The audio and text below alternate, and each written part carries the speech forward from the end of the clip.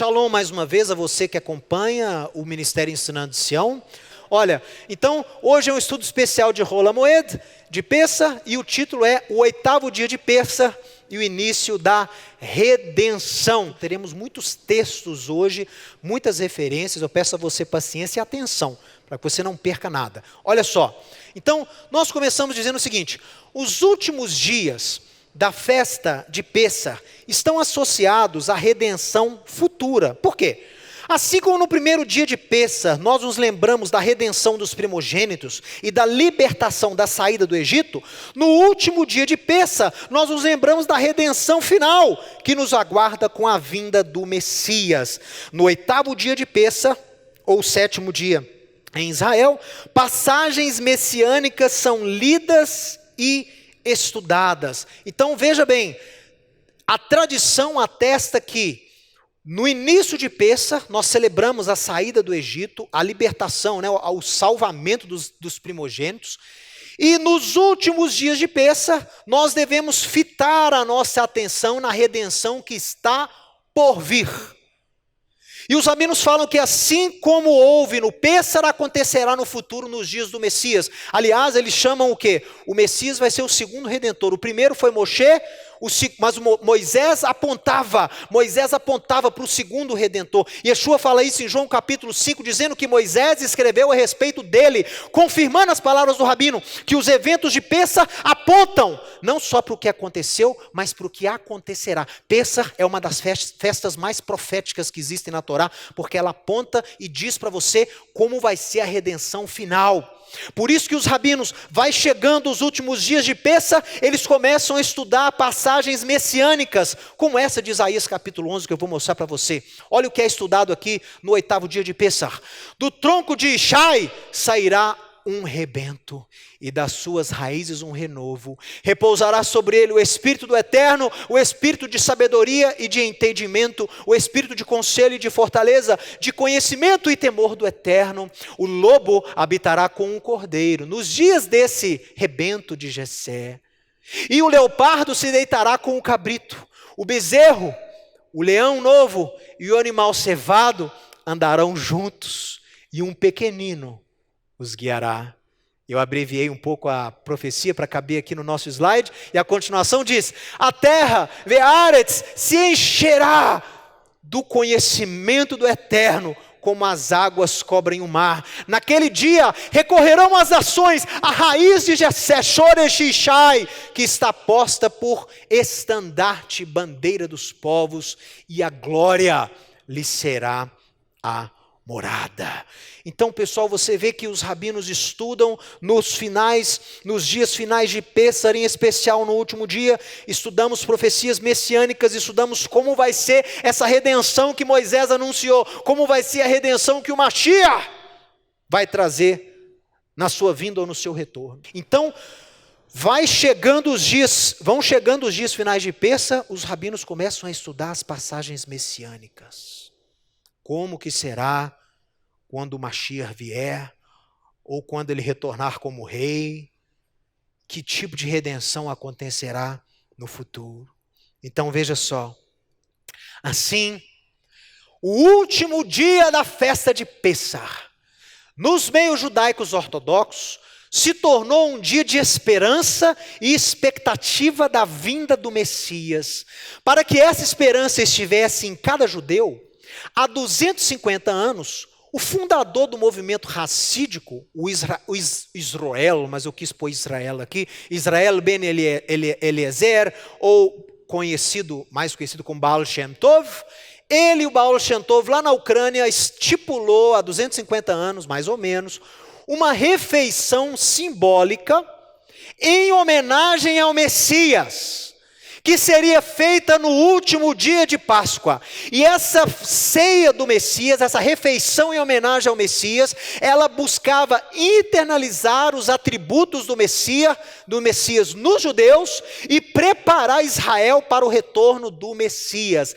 Esta é chamada nos meios ortodoxos de Seudat HaMashiach, a ceia do Messias, e ela é realizada na diáspora no 8º dia de Pessah, celebrada com vinho e celebrada com matzá. Talvez você nunca ouviu falar nisso. E eu acho de uma importância tremenda tomarmos conhecimento que existe nos dias de hoje, em meios ortodoxos, uma refeição simbólica em homenagem ao Messias, e ela ocorre todos os anos no 8º dia de Pêssar. A tradição atesta que essa refeição foi criada por Baal Shem Tov há 250 anos, mas ela pode ser, e eu até acho que ela é, muito mais antiga do que isso. Na minha opinião, utilizar a época de Pêssar para fazer uma refeição em homenagem ao Mashiach é muito mais antiga essa tradição do que Baal Shem Tov. Muito mais antiga que o Baal Shem Tov, no século XVII na Ucrânia. Isso aí já acontecia antes, igual você vai ver comigo.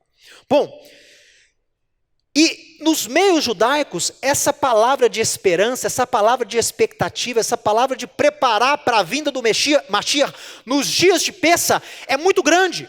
Olha o que diz o site do Beit Chabad. O Chabad é um movimento Lubavitch, é um movimento racídico, né? É um movimento muito grande de sábios, né? de tzadikim, de justos, né?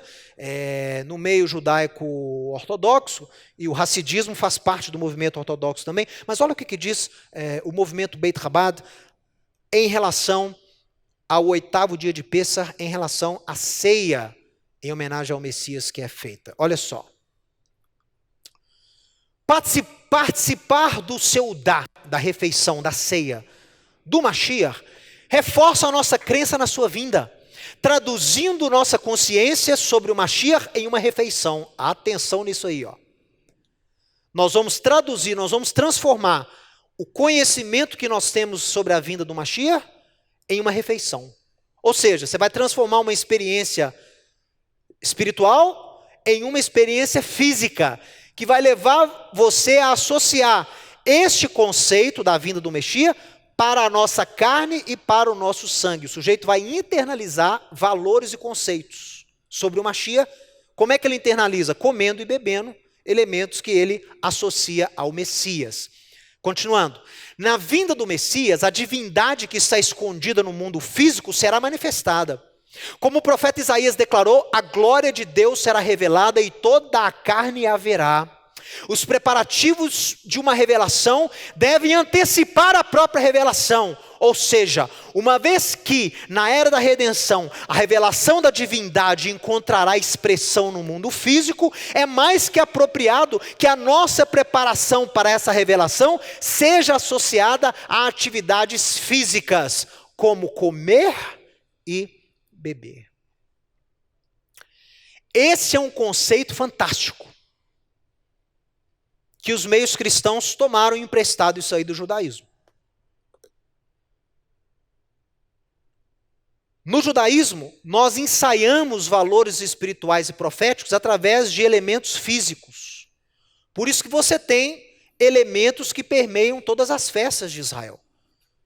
Por que em Pêssar eu como matzá? Por que em Pêssar eu como ervas amargas? Por que eu não me alimento com nada fermentado durante 7 dias? Para fazer alusão ao quê?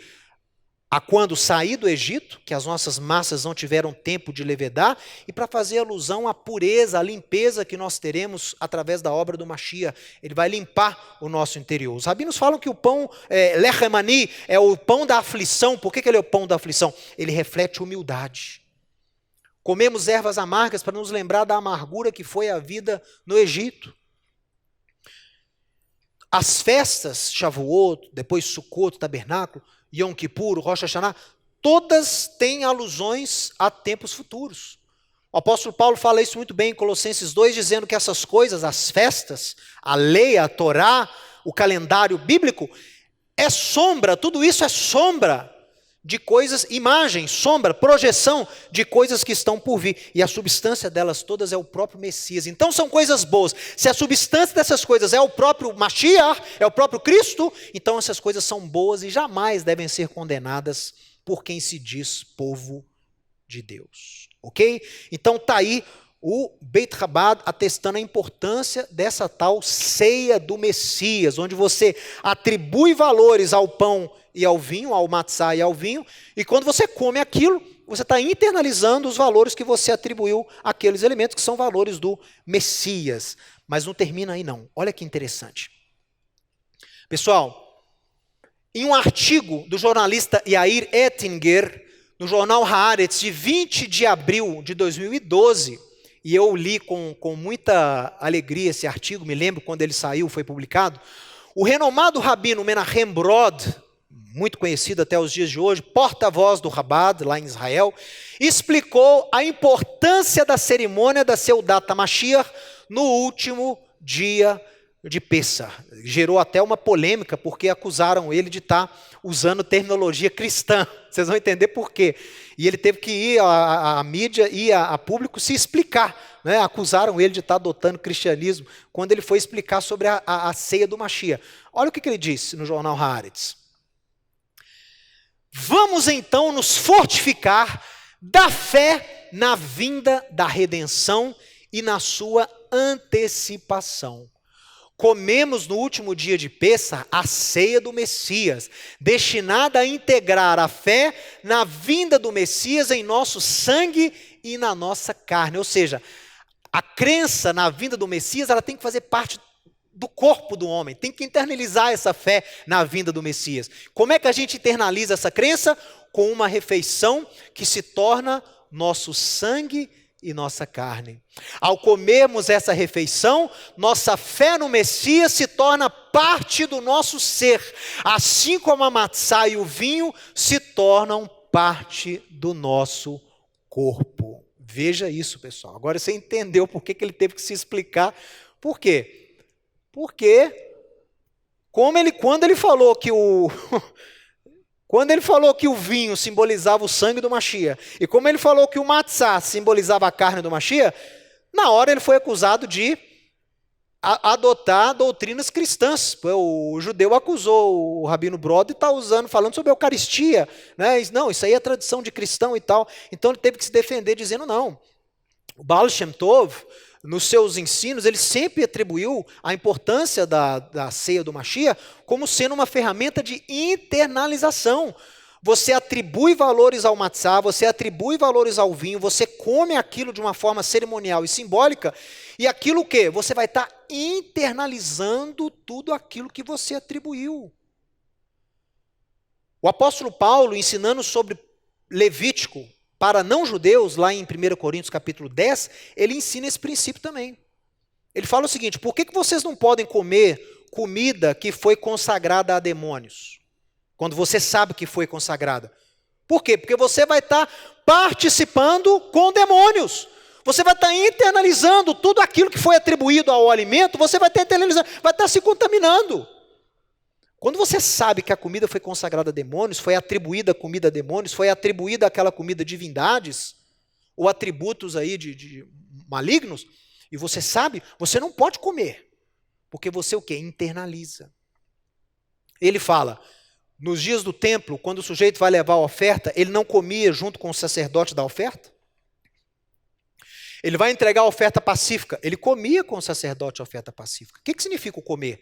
Eu estou internalizando tudo que aquela oferta simboliza.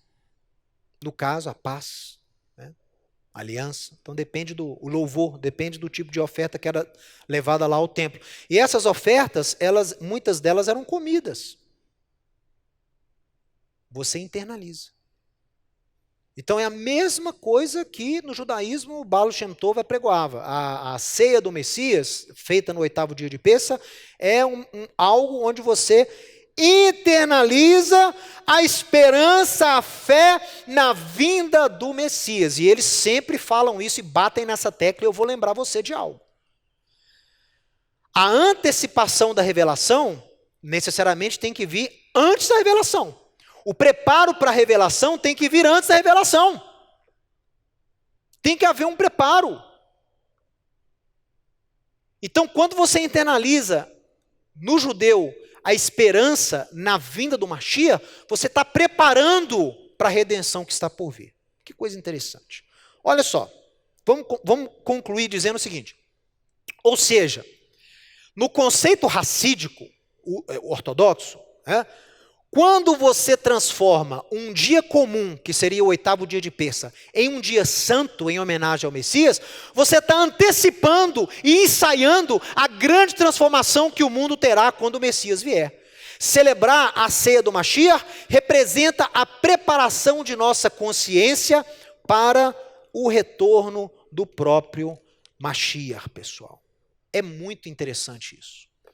E é impossível você estar me ouvindo e me vendo até agora e não já ter começado na sua cabeça a traçar associações. É impossível. É impossível. Porque há também, na tradição de judeus discípulos de Yeshua, um memorial ao Messias.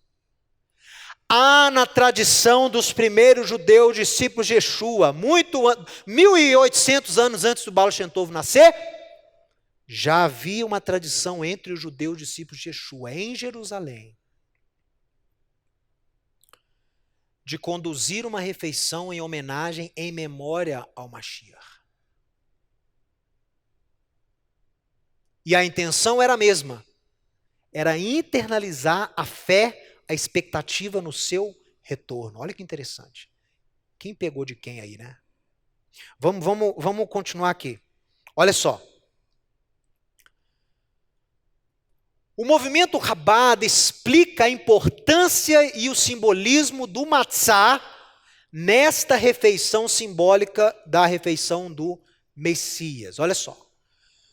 O matzá sem gosto simboliza humildade altruísta, um desejo de transcender a si próprio.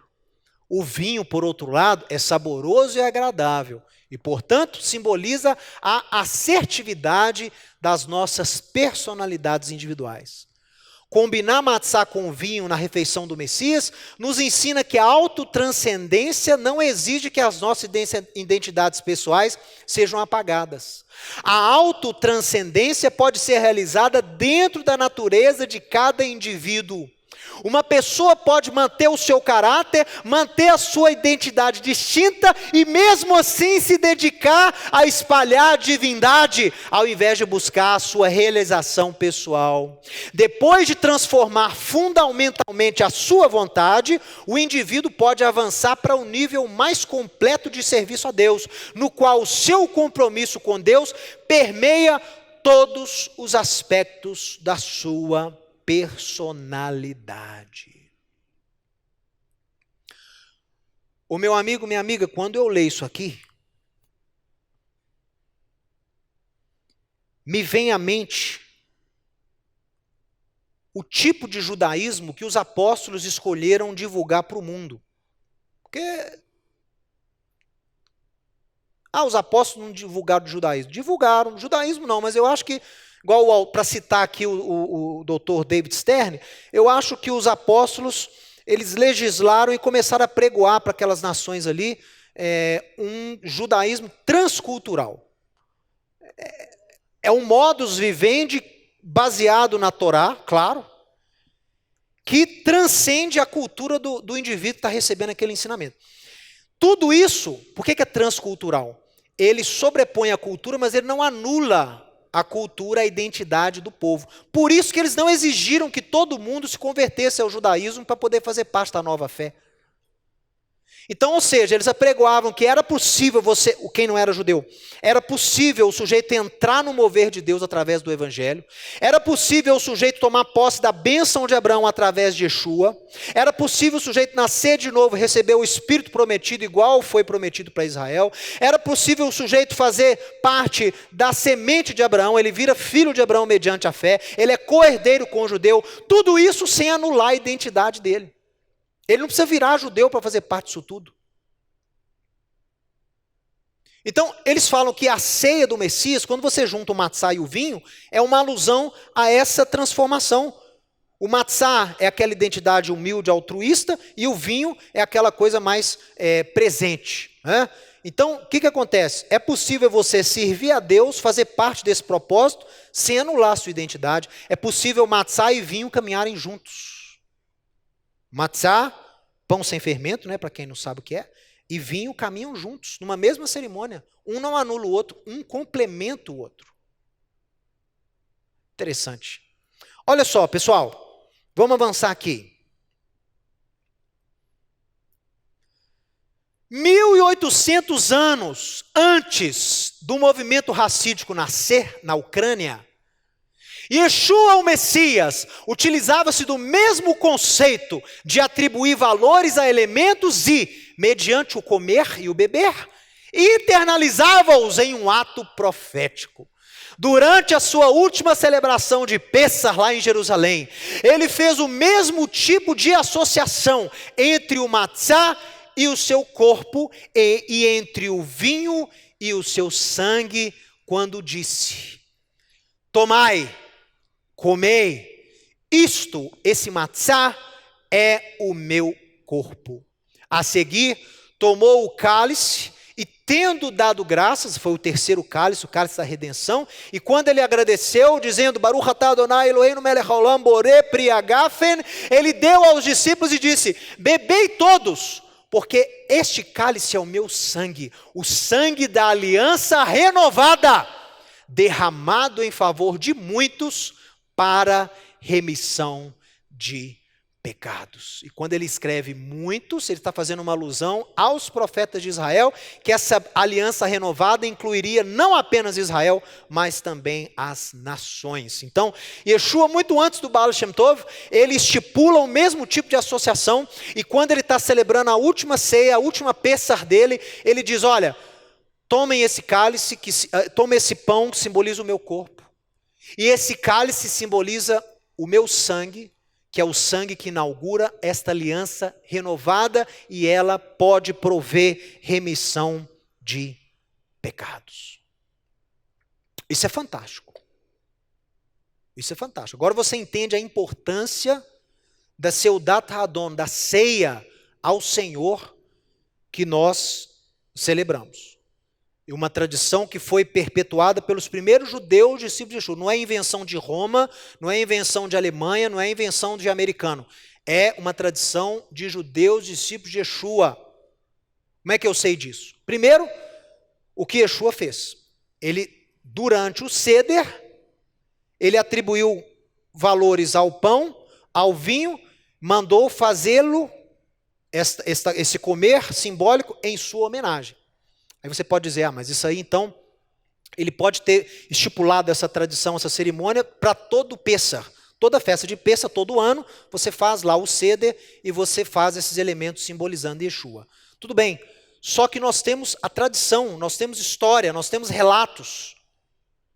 E esses relatos são provas históricas irrefutáveis que esse comer junto, essa cerimônia, essa ceia em homenagem ao Messias, onde você atribui valores do Messias aos alimentos e come-os e bebe-os, ela não ocorria anualmente em Pêssar, mas ela se dissociou de Pêssar para ser algo semanal, constante na vida do discípulo.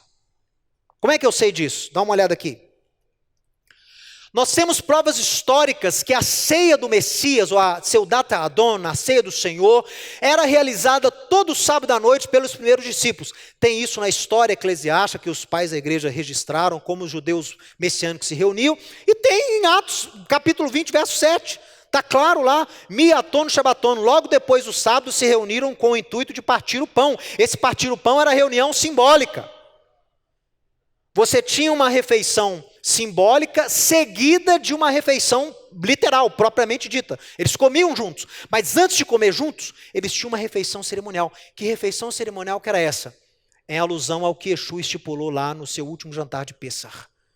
Eles tomavam o vinho, simbolizando o seu sangue, comiam um pão, simbolizando o seu corpo, a sua substância. Para quê? Para internalizar a fé no seu retorno. Semanal. Semanal. Olha só. Em uma importante passagem, o Rabino Shaul, Paulo, fala da importância dessa cerimônia, a ceia do Messias, e da necessidade da gente ensaiar e preparar os nossos corações para o retorno do Messias. Lembra que os rabinos disseram que a preparação para a revelação deve anteceder a revelação? A preparação para a revelação ela é tão importante quanto a revelação em si própria. Então o que é a Seudat, o objetivo dela? Igual os rabinos fazem aqui no 8º dia de Pêssah. A Seudat Hadon, a ceia ao Messias que a gente celebra semanalmente, ela tem o intuito de deixar você preparado, de ensaiar a sua redenção, até que ele venha propriamente dito. Olha esse texto de Paulo, que eu citei aqui, de 1 Coríntios capítulo 11, verso 20. Você conhece muito bem esse texto, eu só vou lê-lo aqui novamente, dentro do contexto do estudo de hoje. Quando, pois, vocês se reúnem no mesmo lugar, não é a Seudat Hadon que vocês celebram. Olha aí, ó. Então já havia uma cerimônia chamada Seudat Hadon, que eles celebravam. E Paulo está exortando-os, porque estavam celebrando do jeito errado. Não é a Seudat Hadon que vocês estão fazendo. Por quê? Porque quando vocês comem, cada um toma antecipadamente a sua própria ceia. Ah, olha aí. Estava sem ordem. Porque eu recebi do Senhor, eu recebi de Yeshua, o que eu também vos entreguei. Que Yeshua, na noite em que foi traído, ele tomou o pão, agradeceu, partiu e disse: esse é o meu corpo que é dado por vós. Fazei isto em memória de mim. Olha aí. De mesmo modo, depois que ele comeu, ele pegou o terceiro cálice e disse: esse é o cálice da aliança renovada no meu sangue. Façam isso todas as vezes que o beberdes em memória de mim. Porque todas as vezes que comerdes este pão e beberdes esse cálice, vocês anunciam a morte do Senhor até que ele venha. Olha que interessante. Isso é tão importante que na tradição judaica, todo sábado à noite é feita uma refeição especial. Essa refeição de sábado à noite, em alguns círculos judaicos, existe até hoje. Ela é chamada de Melaveh Malká.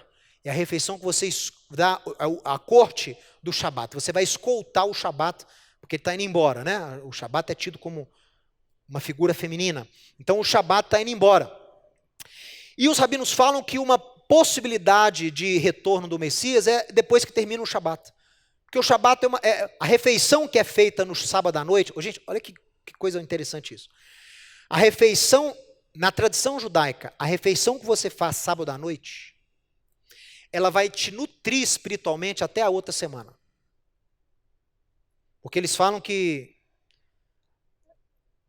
o osso chamado luz, que é o osso que não se desintegra, você pode cremar, você pode fazer o que for com o corpo, porque esse osso chamado luz, fica aqui na coluna cervical, ele não se desintegra. Esse osso, ele recebe o alimento de toda a refeição que é feita sábado à noite. Só sábado à noite que esse osso recebe o alimento. Né? E como Adão foi criado na sexta-feira, ele foi agraciado, ele só conseguiu comer desse, ele só alimentou esse osso no sábado à noite. Eu sei que tem muito misticismo, tem uma tradição meio estranha aí, mas pensa bem, na tradição judaica, sábado à noite já é um dia onde se faz uma refeição com a expectativa do retorno do Messias, cujo alimento do sábado à noite é um alimento espiritual que vai te nutrir por 7 dias.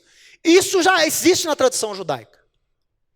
Aí você vê o ensino dos apóstolos, que eles se reuniam, Atos 20, verso 7, na sua Bíblia está no primeiro dia da semana, mas no original não está assim, no original está Mia Aton Shabaton, imediatamente após o sábado. Imediatamente após o sábado é sábado à noite, porque o dia começa com o pôr do sol e não com o nascer do sol, por causa de Gênesis, e houve tarde e manhã o primeiro dia, então a tarde vem primeiro. Quem inaugura o dia é o pôr do sol, não é o nascer do sol. Então a semana começa no sábado à noite.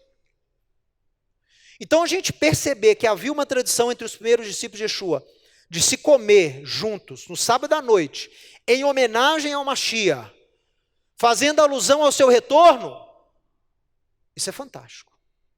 Isso é fantástico. Eles simbolicamente tomavam o vinho, comiam o matzá e depois eles ceavam, né? Tinham a sua refeição. Era uma refeição, uma ceia ao Messias. Durante esses dias, agora vamos trazer aqui para os nossos dias, né? Chega de falar de história, de tradição, agora vamos trazer para o século 21 aqui, 2020. Durante esses dias, onde um vírus chamado Covid-19, da família dos coronavírus, tem assolado a humanidade de uma forma confusa e letal, porque é confuso. Ninguém sabe hoje como é que pessoas são tão debilitadas quando o contraem e outras pessoas nem sequer sintomas têm. É um vírus que desafia ainda a ciência em muitos aspectos. Ninguém sabe como ele funciona, ninguém sabe as mutações que ele já sofreu desde a sua criação lá na China. Ele é confuso e letal ao mesmo tempo. Nós estamos vivendo essa praga dos dias modernos. Está assolando o mundo todo. Então, olha só. Durante esses dias, onde esse vírus está assolando a humanidade, as autoridades religiosas de Israel estão buscando alertar para o início da grande redenção, em especial durante a festa de Páscoa de 2020. No final do mês de março, agora, o ministro da Saúde de Israel, Yaakov Litzman, ele declarou: estamos orando e esperando que o Messias chegue neste Pêssar, uma vez que este é o tempo da nossa redenção. Tenho certeza que o Messias virá neste Pêssar para nos salvar, assim como Deus nos salvou durante o êxodo, quando fomos libertos. O Messias virá e nos salvará. Esse foi o ministro da Saúde de Israel. Ministro da Saúde de Israel. Declarou. É claro, ele é religioso, mas ele não deixou de expressar a sua crença que a redenção já está próxima, que o Messias já está próximo. E Pêssar é a época provável do seu retorno, assim creem. Por quê? Os últimos dias de Pêssar falam de redenção, não é isso? O Mashiach não vai vir para redimir o seu povo, então nenhuma data melhor para o seu retorno do que o dia da redenção, o último dia de Pêssar. Então, está com essa crença lá em Israel, que mesmo que o Messias não venha nesse Pêssar de 2020, mas o início da sua revelação a Israel vai ter início esse ano, dizem os rabinos. Está entendendo? Lembra que eu falei que a preparação para a revelação tem que vir antes da revelação? Então os rabinos estão dizendo que a grande revelação do Messias a Israel tenha início nesse Pêssar, em especial no 8º dia, que esse ano vai cair quinta-feira agora, dia 16 de abril. Eles estão orando. O primeiro-ministro de Israel falou isso, né? Estamos vivendo já as dores de Jacó. Todos eles estão antenados com os acontecimentos e esperando que venha da parte do Eterno uma grande revelação para com Israel.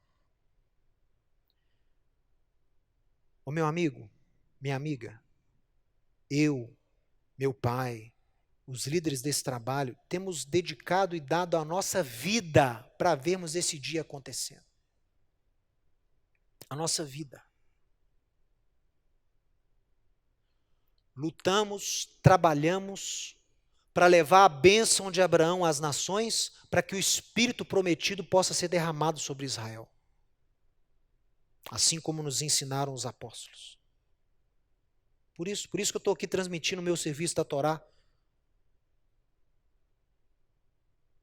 Desde 2007. Desde 2007. Eu transmito meu estudo da Torá. Desde 2007. Quando ninguém sonhava em transmitir nada pela internet, o Ministério Ensinando Sião já transmitia. Porque somos guiados por essa visão de levar a bênção de Abraão às nações. Não estamos levando o judaísmo às nações. Estamos levando a filiação de Abraão. E o que isso significa? Porque foi perdido no meio cristão. Foi perdido. Só entende o que é a bênção de Abraão se você se enxerga como co-herdeiro com Israel. Se você se enxerga como substituto a Israel, você não entende a bênção de Abraão. Se você se julga melhor do que Israel, detentor de promessas antes dadas a Israel, agora dadas a você, você não entrou na bênção de Abraão. Se você considera que crer em Yeshua como Messias significa que a lei, a aliança que Deus tem com Israel foi anulada, a Torá foi anulada, os mandamentos foram anulados, Israel foi anulado como povo escolhido, você não entrou na bênção de Abraão. É por isso que nós estamos aqui há 25 anos apregoando isso no Brasil e no mundo. Em especial a igreja cristã. Adentrem na bênção de Abraão. Vocês são co-herdeiros, co-participantes, concidadãos com os judeus e não no lugar deles. Yeshua é judeu, a lei não foi anulada, a aliança que Deus tem com o seu povo não foi anulada, não foi revogada, não foi cancelada. É isso que significa entrar na bênção de Abraão.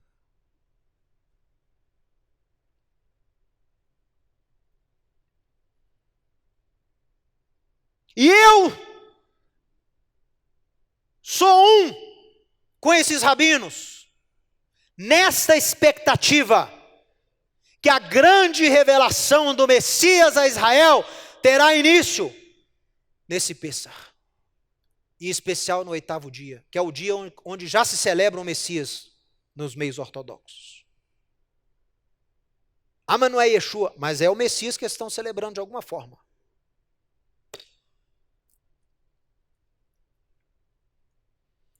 Ao redor de Israel e comunidades judaicas ao redor do mundo, os rabinos têm conclamado a população em quarentena para o arrependimento. Conclamando o judeu a interceder e clamar pela intervenção divina por cura e libertação, para que o Eterno apresse a vinda do seu Messias para iniciar a grande redenção.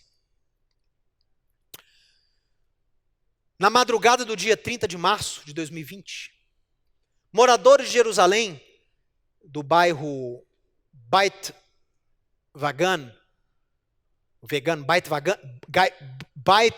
é um bairro em Jerusalém, os moradores desse bairro foram acordados meia-noite com um toque de chofar. Muitos interpretaram o ocorrido como um chamado de Deus para despertar de Israel, que deve se preparar para o início da revelação do Messias. Isso saiu nesse site breakingisraelnews.com. Na Torá, o som do shofar é um anúncio do juízo iminente ou da guerra.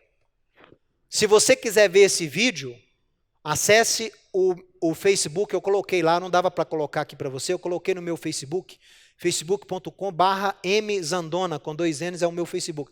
Lá tem esse vídeo. E como é que é esse vídeo? Alguém, um judeu mais preocupado em alertar Israel, o sujeito pegou um som de shofar da internet, provavelmente, armou grandes alto-falantes nas janelas do seu apartamento e soltou o som do shofar à meia-noite naquele bairro. E surpreendeu muitas pessoas. Enquanto uns debocharam, outros viram essa atitude como sendo sim uma forma válida do Eterno começar a alertar o seu povo. Claro que não é um som do shofar que veio do céu, nem nada disso, mas um judeu quis alertar Israel, ele quer que Israel desperte. Eu li um artigo de uma senhora que foi acordada à meia-noite com esse som do shofar, e ela falou, olha, esse som foi um som lindo, porque serve para despertar Israel. As pessoas estão querendo sair da quarentena para voltar às suas vidas regulares. Eu quero voltar da quarentena para entrar na redenção do Messias. E esse som do shofar me fez lembrar que ele já está às portas. Olha as palavras dessa senhora, meu irmão. Se você quiser ver o vídeo, entra lá na página do Facebook, facebook.com/mzandona. Dá uma olhada aqui na tela. Bom, vamos continuar. Muito interessante esse vídeo. Yeshua preparou os seus apóstolos, seus shlichim, e os ensinou sobre a esperança na redenção de Israel. Olha só. Yeshua ensinou os seus apóstolos sobre a importância dos apóstolos ensinarem essa esperança na redenção de Israel para dar início à redenção do mundo. Paulo escreve, o Rabino Shaul escreve, o Messias nos resgatou da maldição contida na Torá, né? Resgatou os judeus das maldições oriundas da desobediência, e o Messias, ele próprio se fez maldição em nosso lugar, para que a Birkat Avraham, para que a bênção de Abraão chegasse aos gentios através de Yeshua, para que nós, judeus, recebêssemos pela fé o Espírito prometido. Ai, ai, ai. Vocês estão entendendo isso aqui, pessoal? Paulo está resumindo para aqueles crentes ali em Gálatas, eu estou lendo aqui Gálatas 3:13.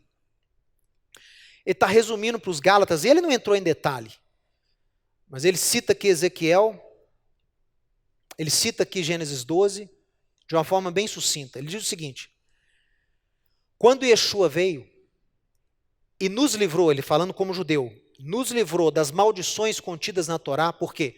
Porque a Torá prescreve maldição para o desobediente. Então, grande parte de Israel estava em maldição porque estava em desobediência. Quando Yeshua veio e rasga esse escrito de dívida, que era contra o judeu e o não judeu, as maldições oriundas da desobediência, ele capacitou o judeu, agora um judeu discípulo de Yeshua, a levar a bênção de Abraão às nações, que é a missão de todo judeu, ser bênção para as famílias da terra. Essa se chama bênção de Abraão. A bênção de Abraão é a filiação em Abraão, nas promessas que Deus deu ao povo judeu. Então, quando o judeu messiânico ia pelas nações e fazia as nações entrarem através de Yeshua, porque Yeshua que é a porta, através de Yeshua essas nações entram na bênção de Abraão, entendem o que é serem filhas de Abraão mediante a fé, entendem como que elas são cordeiras com Israel. Essa bênção de Abraão nas nações iria gerar algo no mundo espiritual, onde Deus daria início ao grande derramar do seu Espírito sobre Israel. Que promessa é essa que Paulo faz referência aqui? Dá uma olhada aqui comigo.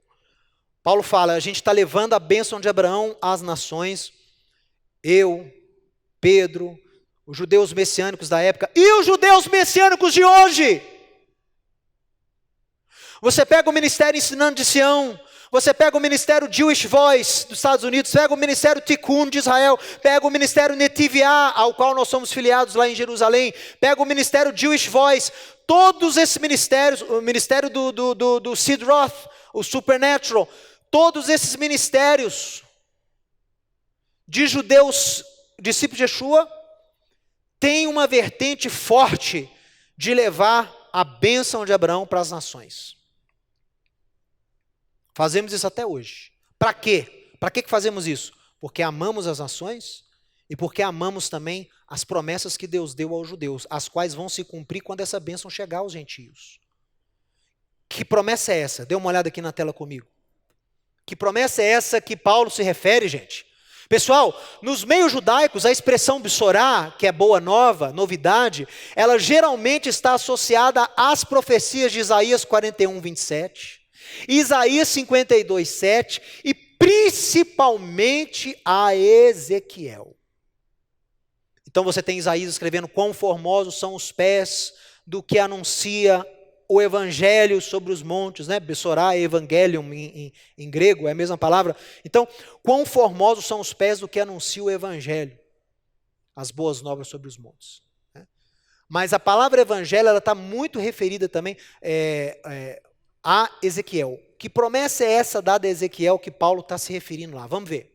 Ezequiel 36:25. Isso aqui é chamado de boas novas também, pelo judeu discípulo de Yeshua.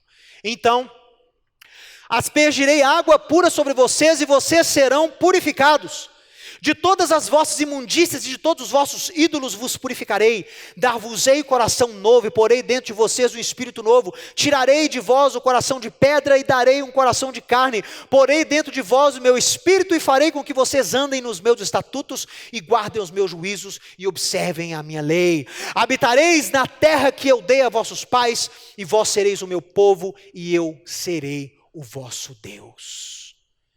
Uma promessa onde o povo de Israel seria cheio do Espírito de Deus, teria os seus pecados perdoados, teria a natureza mudada e o Espírito do Eterno habitaria dentro de todo judeu.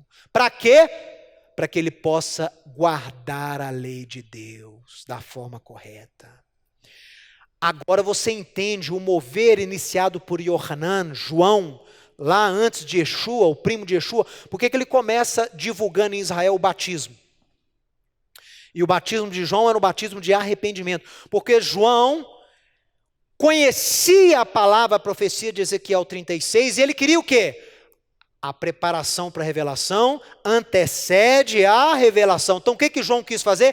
Eu vou preparar o caminho para o Mashiach e eu vou fazer um ato simbólico, um batismo nas águas para arrependimento, fazendo alusão, profetizando esse grande lavar com águas que está por vir através daquele que eu não sou digno nem de desatar as sandálias. Então o batismo de João era um movimento chamando o povo de Israel ao arrependimento, preparando-os para o que havia de vir, Yeshua. E o batismo em Yeshua, o batismo no nome de Yeshua, ele faz alusão profética a esta profecia de Ezequiel. Aquela água, aquele arrependimento, o nome e a autoridade de Yeshua perdoa o pecado. O batismo feito da forma correta perdoa o pecado. Porque ele faz alusão a essa profecia de Ezequiel 36. Aí você pode me dizer, Mateus, mas essa profecia não foi cumprida de fato. Não.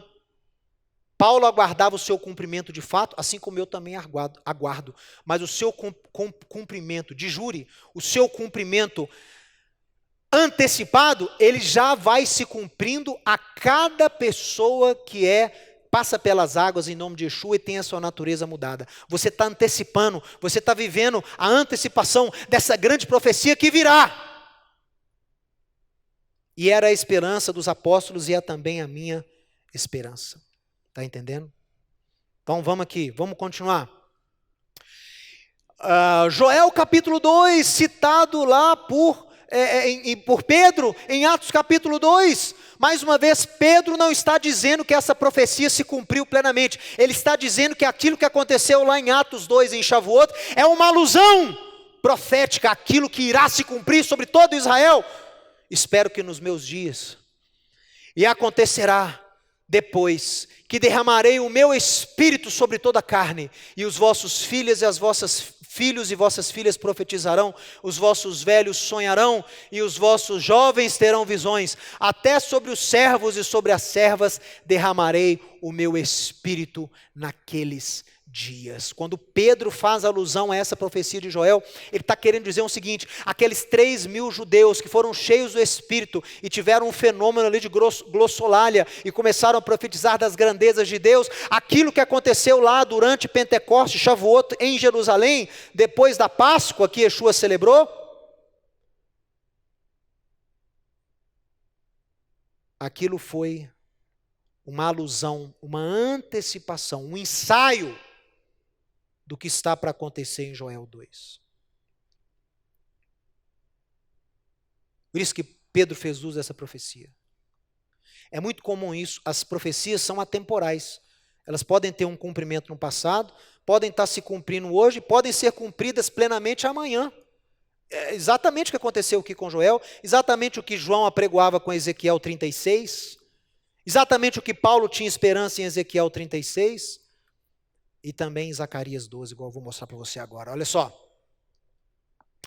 Em Atos 15, o líder da congregação em Jerusalém, Jacó, faz menção à restauração de Israel e do seu chamado sacerdotal como tendo uma ação direta sobre as nações que proclamam o nome do Eterno. Por que Tiago vai citar Amós 9, 11? Amós 9, verso 11, quando ele está debatendo se o gentio deveria ou não guardar toda a Torá igual ao judeu. Por que Tiago cita isso? Porque Tiago entendeu.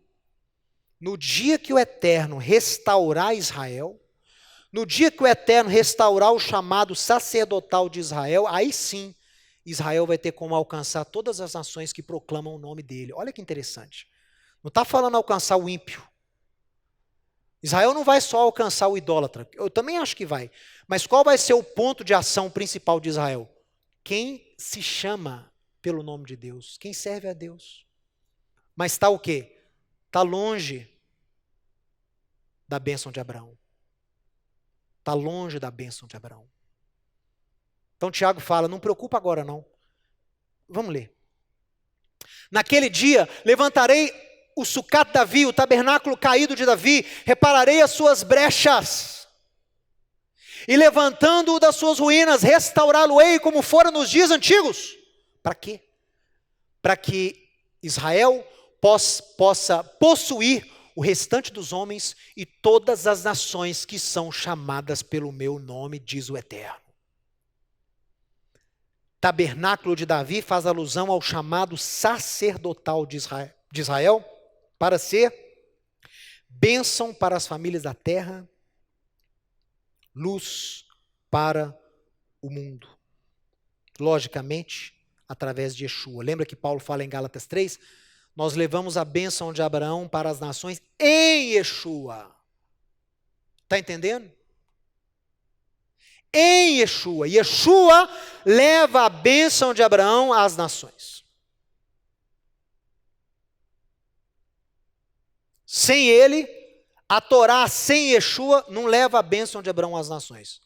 A Torá sem Yeshua, ela muitas vezes afasta as nações de um relacionamento com o Eterno.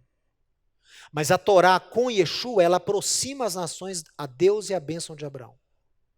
E traz sobre Israel o Espírito prometido. Vamos lá. A restauração de Israel através de Yeshua vai dar início ao processo de restauração da humanidade. Em meio à grande perseguição, atenção aqui, hein? Os escatológicos aí, a turma que gosta de estudar Apocalipse, sem Israel, atenção. Olha, vou falar de novo. A restauração de Israel através de Yeshua vai dar início ao processo de redenção da humanidade. Dá início. Em meio à grande perseguição, Israel restaurado, ou seja, o Israel com Yeshua, vai trabalhar levando o conhecimento do Deus de Israel ao mundo através do Messias.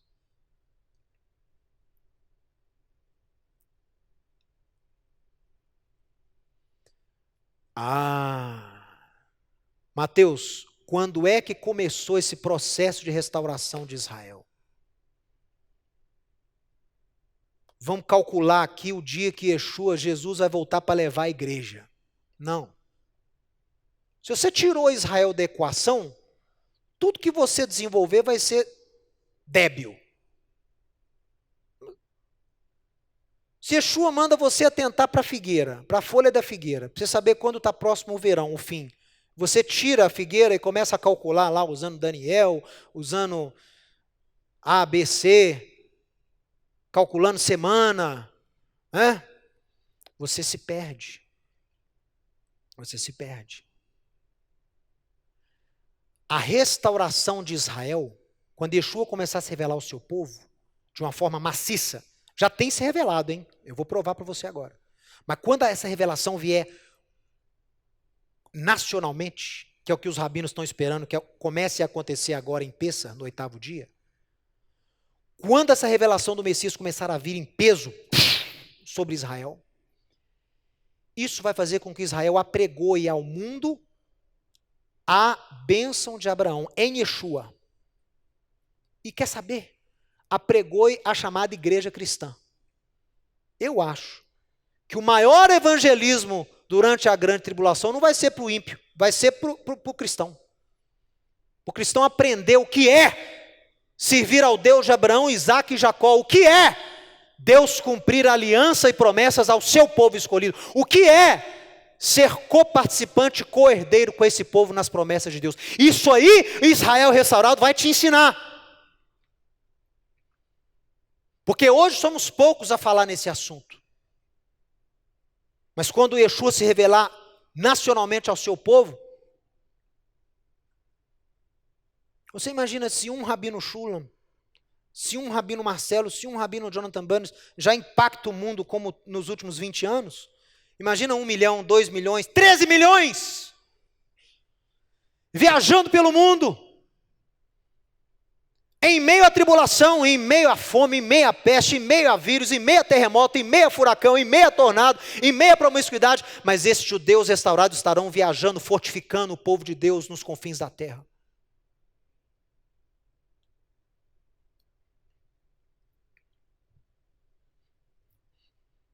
Mateus, quando é que começou essa grande revelação de Yeshua a Israel? Será que vai começar agora, no 8º dia de Pêssar de 2020? Não. Yeshua deu a dica, quando que ia começar? Olha aqui, olha aqui, olha aqui. Quando se completou o tempo da plenitude dos gentios. Romanos 11 diz que veio o endurecimento em parte sobre Israel, até que haja entrada a plenitude dos gentios. Acompanhe comigo, você que está me assistindo agora. Não perca, não perca. O endurecimento em parte de Israel em relação a Yeshua vai vigorar até o tempo da plenitude dos gentios. Romanos 11. Se você analisa o texto de Lucas 21, 24, você vai ver Yeshua dizendo o quê? Que Jerusalém seria tomada, seria pisada pelos gentios até o dia da sua plenitude, até a plenitude dos gentios. Opa! Desde os dias de Yeshua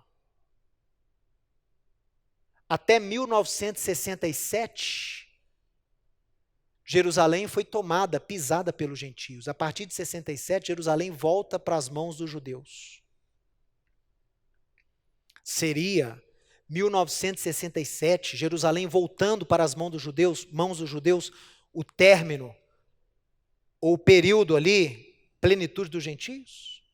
Se for, meu amigo, minha amiga que está me assistindo agora, a partir de 1967, o véu, o endurecimento em parte que havia sobre Israel em relação a Yeshua, começou a ser retirado em 1967. E quer saber uma informação interessante? Hoje no mundo, somos 1 milhão de judeus discípulos de Yeshua. Os pioneiros desse movimento começaram a ressurgir desde o século retrasado, mas os grandes expoentes surgiram no século passado, a partir de 1967. Você sabia que quase todos os líderes judeus crentes que eu conheço hoje nasceram de novo, foram visitados pelo Espírito de Deus, tiveram a revelação de Yeshua na década de 60, em especial no finalzinho? Por quê? Coincidência? Se a plenitude dos gentios vigorou até 1967, a época que Jerusalém ainda era pisada por gentios, e a partir de então o endurecimento começa a ser retirado, espere que esse número tende a multiplicar. Mas ainda vai ter um momento que Yeshua vai se revelar nacionalmente, igual eu vou ler com você aqui. Mas o que começou em 67? Começou a retirada do endurecimento, do véu.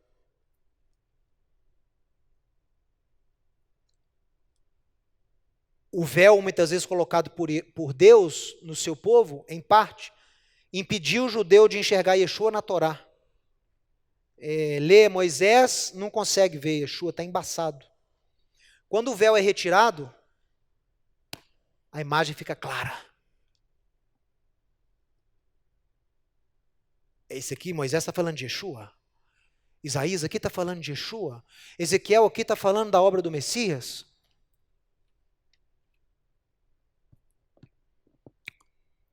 Vamos terminar a palavra de hoje.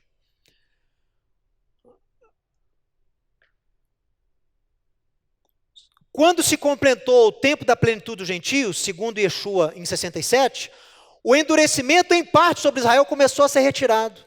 À medida que este Israel restaurado alcança as nações com a bênção de Abraão, o que é a bênção de Abraão? Escrevi aqui entre parênteses.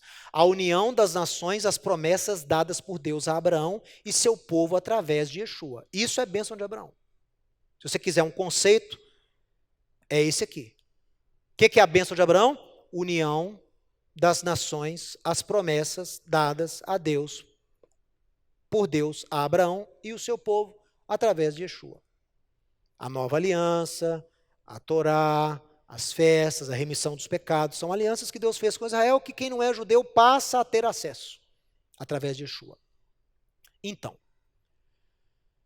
à medida que este Israel restaurado alcança as nações com a bênção de Abraão, o dia do grande derramamento do Espírito sobre Israel se aproxima. Ah, pessoal.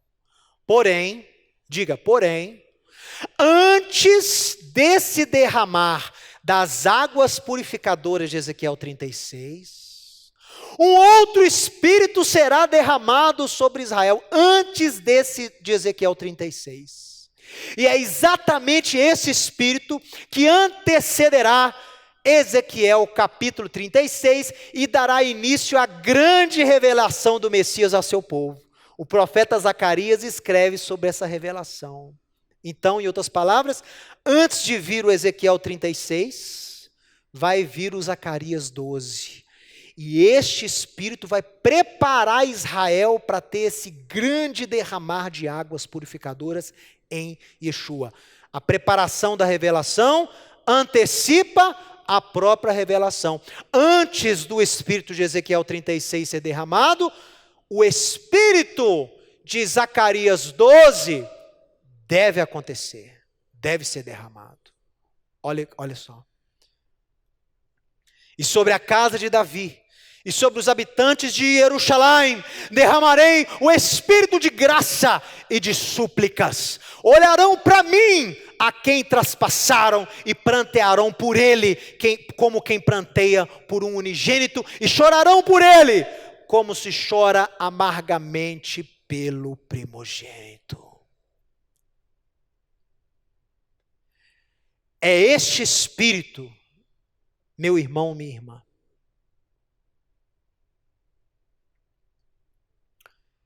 que nós oramos e lutamos para que comece a ser derramado sobre Israel. Porque este Espírito de Zacarias 12 é o início da redenção de Israel.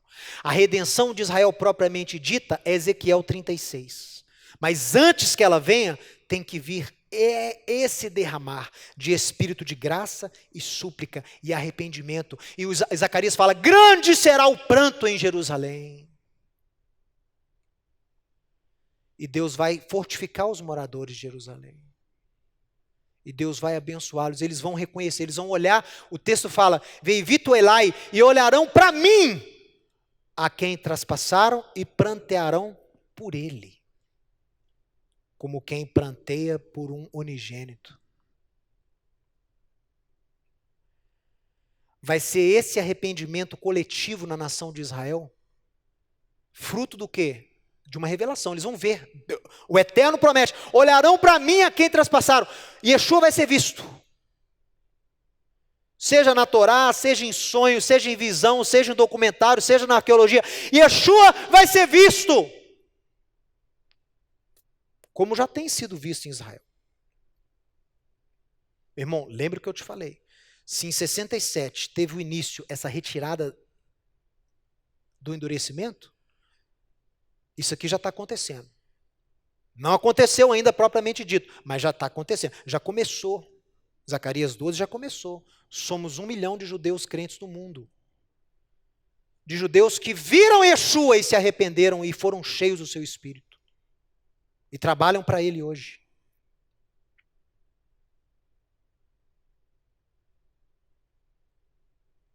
Já começou essa revelação de Yeshua ao seu povo.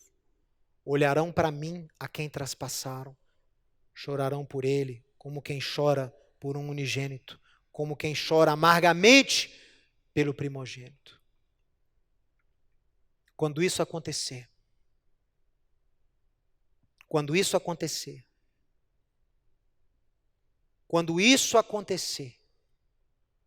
Zacarias 12 acontecer,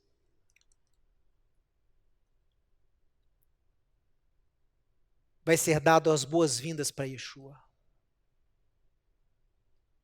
Quando esse Espírito for derramado sobre Israel, Israel vai dar as boas-vindas. Baruch Rabá, Beshem Adonai. Vão cantar o Halel, o Salmo 118, dizendo Baruch Rabá, Beshem Adonai.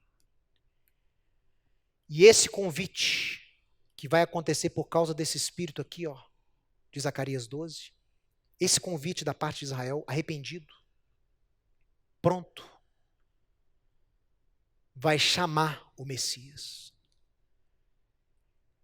E nos momentos que antecederão a sua vinda, ele vai derramar sobre Israel o espírito de Ezequiel 36. Aí sim.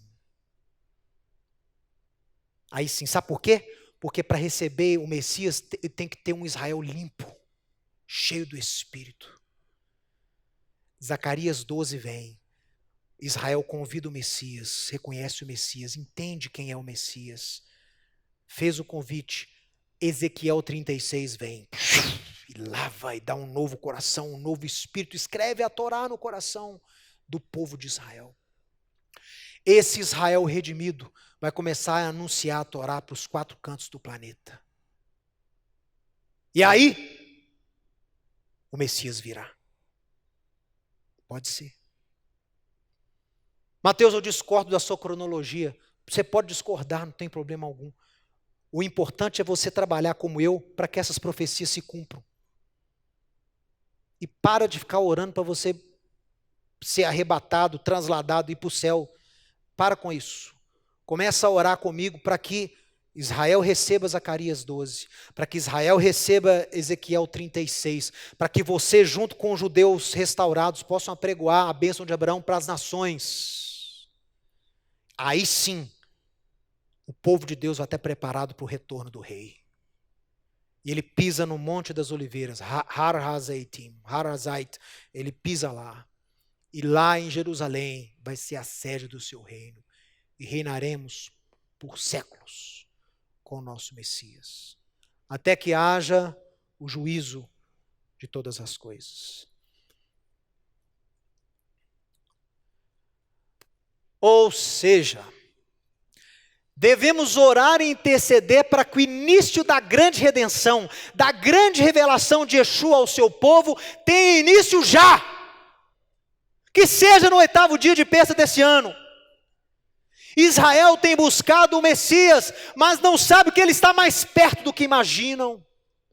Que o início dessa grande revelação comece em nossos dias. Oramos para que no momento em que Israel tenha a sua refeição para internalizar o Messias, Yeshua dê início à grande revelação a seus irmãos com o espírito de graça e súplica. Que o 8º dia de Pêssar esse ano seja o começo desse derramar anunciado por Zacarias. Revelação já, em nome de Yeshua. Amém, amém e amém. Baruch Hashem. Se você gostou e foi abençoado com esse estudo, inscreva-se em nosso canal do YouTube. Considere também ser um mantenedor do trabalho do Ensinando de Sião no Brasil, Israel e no mundo. Doações e contribuições podem ser feitas através do link na descrição desse vídeo. Um grande abraço e Shalom, Shalom.